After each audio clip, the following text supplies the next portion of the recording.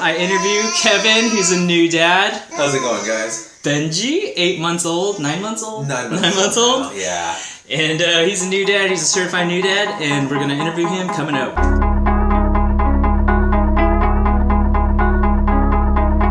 What's up, guys? John here. Welcome to New Dads. This is where you get perspectives from first-time fathers and kids. So if you're new here, consider subscribing. So let's jump right in. How did you know you wanted to be a dad? Or when did you know? I think when we really knew was when we were able to keep our puppy safe for about 6 months. Even though people say that saying of when you can keep a dog it's a good first step for having a kid. Mm-hmm. We didn't really believe in that cliche, but when we saw how our puppy took to our lack of knowledge of how to take care of him and gave us love, I think that's when I really knew we were ready to have kids. Cool. Let's ditch our... Okay, cool. So yeah, thanks for sharing about Titus and kind of how, even though it's different, a dog with a human being, but you were able to kind of, raise a dog and Titus loved you. And Definitely. So that was kind of a sign like, oh, maybe you're ready for kid. Cool. Yeah, thanks for sharing that. Yeah. And then what kind of reservations did you have before becoming a dad, or, even when Becky was pregnant? And kind of how did you overcome those reservations? Definitely. I think the biggest reservation I had was whether we really would be able to do enough to take care of the child. Having this being our first, I think everyone has that kind of paranoia that you don't know everything. Mm-hmm. And the fact that you don't, you're always scared of taking the wrong step and doing the wrong thing and harming them. Mm-hmm. And that was our biggest fear. And in short, we never really lose that fear and that reservation. Yeah, and I think it's great that you're mentioning that because, so many, there's that paranoia or the fear of the unknown, especially if it's like your first time. And it's like, definitely, it's super important to, I guess, for new dads or just for anybody, to know that, it's okay to not know, and that's just part of it, and I guess that's part of like how rewarding it is too, right? Exactly. Because it's like you don't know, but it turns out okay. And exactly. It turns out way more awesome than you think, right? You never stop learning, so definitely the one thing I'd say is having a kid it's new every day. They change, you change, and every day is a new day. Cool. Okay, let's jump to the birth, the day Benji was born. Can you kind of describe the whole craziness of it, or maybe not? Maybe it wasn't crazy, but what was your experience and any tips for expectant dads? I you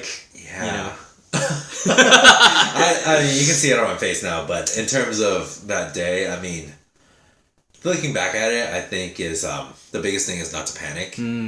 That day, I think the biggest thing I would say is just take care of them and make sure they're comfortable however it needs, whether it's getting water or checking up on them. Yeah. I would say that's the biggest thing. Mm-hmm.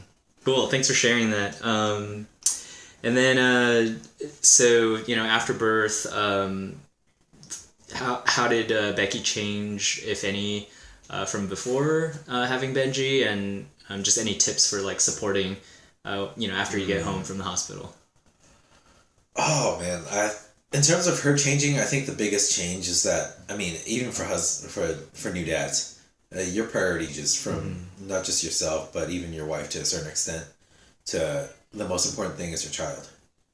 It changes your life once you have a child, and it's not bad. Yeah. Can you say more about that actually? Because I'm sure you new dads out there, expectant dads. You've heard, baby's going to change your life, but there's this kind of notion of doom and gloom. It's no, you're not going to sleep, your life is going to suck. But can you, I don't know, it is tough. Yeah, right? It is tough. But it is very tough. What keeps you going? What's besides the fact that you don't really have a choice.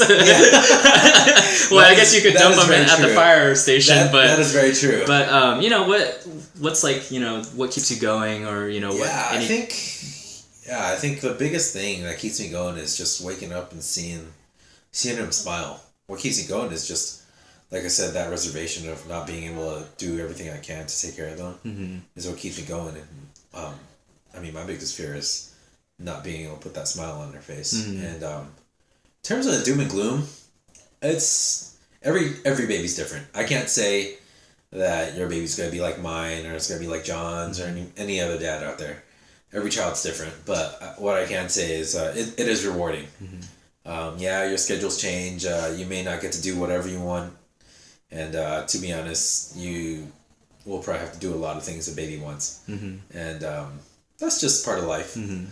Sacrifice is a big thing for family. So that's just our motto. Yeah. Because, you know what? We love basketball. We love sports. But if he's not sleeping and not having a good day, then whatever, we'll chill at home. Let him take a good nap, and we'll just find something else to do. But yeah, that's it's all about them. Yeah, I mean, I'm still learning that lesson, you know, like it's hard for me to, you know, if I have plans, like it's hard for me to just drop it if Zaki's not feeling well. And so, you know, just, that flexibility and the patience to just like flip on a whim and change your plans for the whole day on the whim is a good skill to have. Patience is important. So, what is the best piece of advice, or one of the best, you know, pieces of advice that you've got for just fatherhood in general? Oh man, I think the best advice I can give is just be flexible. Be flexible and be supportive. Whether it's your child or your wife, be ready to give up what you need to do for them, because it matters. Flexibility is a big thing. As long as you can change and adjust to them, I think you're a great father already. Yeah, that's huge. And I'm gonna just kind of ask you, like, what do you think would happen if you didn't, you know, like if you weren't flexible, or if, I don't know, if you were just like, man, like, screw this kid, like he's mad and I don't know what he wants. Other than social service? Yeah. I don't know about you, but we have those days where it's not a good day for us, and that's always in the back of your mind. But if the child never came, but you know what? It's there's always low tides and high tides with kids. I would say if you're not flexible, back to your question, is if you force them to do whatever you wanted to do, it's not gonna be fun. You're not gonna enjoy it, and it's not gonna be something you ever want to do again anyway. So wait on it. I don't know if you agree with me on that, but we've had times where we tried to force them to do something. It didn't work out. It doesn't work out, so just be flexible. Cool. Well, so, I mean, let's just close this up. I love to end on, like, an encouragement. So, you know, you're at 9 months. I'm sure, like, 2-3 months was a blur, like, way back. Definitely. But, you know, for the dad who's, like, you know, doing the grind, waking up at 12 or whatever in the middle of the night, like, do you have any kind of encouragement or, you know? You know what? Hang in there, because you know what? Every day your baby changes, and one day you're gonna wake up and your baby's it's gonna be 6 a.m. and all of a sudden you're gonna know they slept through the night, and you're gonna see them look at you through the door and smile and laugh at you.